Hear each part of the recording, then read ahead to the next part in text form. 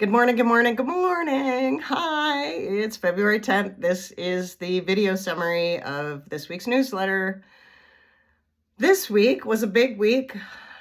This episode was the very first in-person interview that I've done for the podcast. Since starting in September of 2021, I've pretty much exclusively done the interviews in online. And this was the first time I dusted off my recorder and the microphones that I have and went in person to speak with an amazing artist, a Black entrepreneur and artist, Duane Kumala-Thomas. I actually heard about him on the CBC and I contacted him. He invited me to his studio in Woodstock, Ontario. So that's how we connected. And what an amazing experience it was. It was very moving, and just to be in his essence and in his element where he loves to do work, where he does his work, and hear his story about why he created this amazing art installation.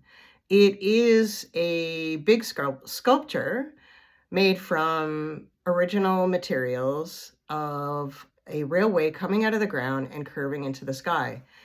On it are a few dates and years, and also the word now. And he explains all about that. Also part of the art installation is a poem, a spoken word poem called This Town of Ours that Duane wrote. In the podcast episode, you'll hear that in his own voice. And you'll hear Duane giving me a little bit of a tour, and some of the pictures that we talk about in the podcast episode are in the newsletter.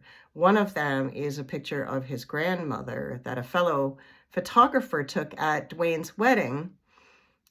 And his grandmother, he said, didn't like getting her picture taken. And it is a gorgeous, magical photo of her.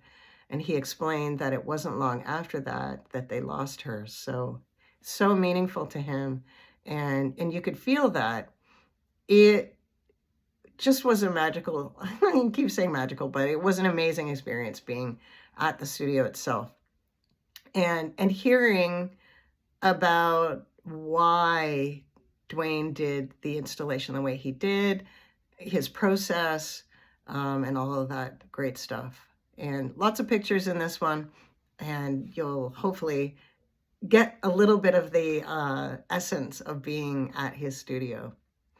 I also include another Black entrepreneur artist that I've interviewed previously. Shayna Jones is from rural British Columbia. She worked on a project called Black and Rural, where she interviewed Black folks from across Canada in rural Canada and talk to them about their experience as a Black Canadian. And her artistry also very moving, very magical. And what an honor to be able to speak with Shayna. And a link to that podcast episode and a description of Shayna is in the newsletter this week. I also talk about my interview with Michelle Friesen, who is a councillor in Whitehorse, Yukon.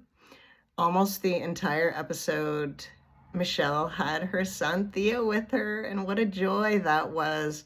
And she brings him to her council meetings, and she's decolonizing and changing the way we view things and we do things. And it's not without some disruption, some ruffling of feathers, if you will, and we talk about that. And I had an amazing conversation with her this week. I've also spoken with Gitanjali Aggarwal from PARO Enterprise for Women. We not only talk about PARO, but we also talk about Gitanjali's own entrepreneurial experience. She calls herself a restaurantpreneur. But what a interesting, fascinating life she's had so far. There is also a big Pride conference coming up. Fierte Canada is hosting a rural and remote themed conference in Kelowna, British Columbia. Amazing, amazing folks, keynote speakers, workshops. Looks really interesting. I'm really trying hard to go, but in the newsletter this week, you'll see a link and you can find out more information and register there. As always, I appreciate your support, both financially, emotionally, and just giving comments, good and bad, constructive criticism, things that you'd like to see and hear, or things that you love. Always appreciated. Take care of yourself and take care of each other. We'll talk next week.